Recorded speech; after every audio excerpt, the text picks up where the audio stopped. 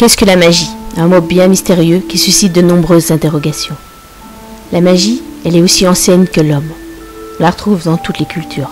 Elle remonte certainement au temps préhistorique du Paléolithique, mais les premières traces écrites nous proviennent de la Chaldée et de l'Égypte ancienne.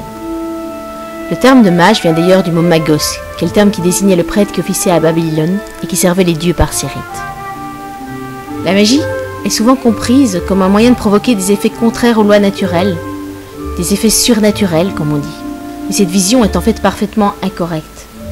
Elle a été nourrie bien sûr par toute la littérature, par tous les fantasmes qu'entretiennent un certain nombre de gens sur la magie, mais aussi surnaturel que puissent paraître tous ces phénomènes, ils ne se réalisent pas par miracle, mais par la connaissance et la compréhension des règles de l'univers.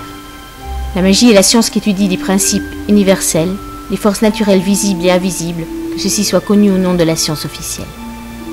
La magie aussi et surtout l'art d'appliquer pratiquement ces principes pour atteindre un but donné. En effet, la caractéristique principale de la magie est son aspect opératif. Elle est pratique et non spéculative. Le mot occultisme est un mot qui est encore plus mystérieux et qui laisse encore plus d'interprétation que le mot magie. En fait, le mot occultisme trouve sa source dans le mot occulte, qui vient là même du latin occultus ou caché. L'occultisme, c'est la connaissance théorique et pratique de ce qui est caché, c'est-à-dire ce qui est invisible, ce qui est inconnu. C'est l'étude et l'expérience de la réalité qui transcende le monde matériel. Classiquement, on divise l'occultisme en deux branches. D'une part, les sciences occultes, c'est-à-dire l'étude théorique de l'occulte, la métaphysique, la science des nombres, la science des noms, le symbolisme, par exemple. Et d'autre part, les arts occultes, c'est-à-dire les applications pratiques de l'occultisme, comme l'alchimie, l'astrologie, la divination, la magie, etc. Au sein de la SBL Éther, l'occultisme est une voie de découverte du monde et de soi-même. Une compréhension pratique et expérimentale du macrocosme et du microcosme. Connais-toi toi-même et tu connaîtras l'univers et les dieux. Cette inscription au seuil du temple de Delphes résume le chemin spirituel auquel nous invitent l'ésotérisme et l'occultisme.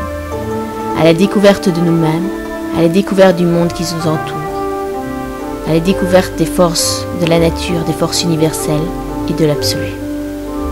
Cette connaissance de nous-mêmes et de l'univers est indispensable pour nous transformer ou pour participer à l'évolution de notre planète.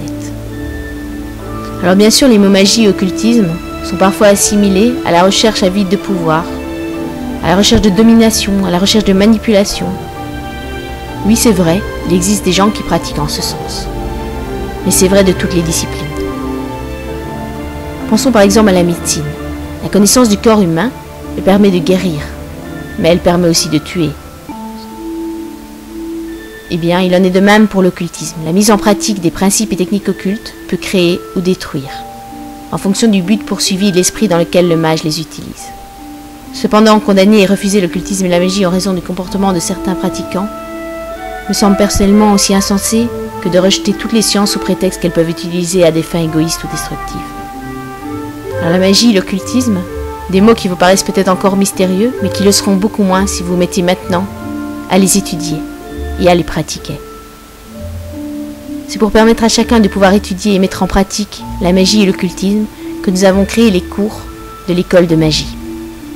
Si vous avez encore d'autres questions, n'hésitez pas à consulter notre site internet www.ether.be. Bonne journée.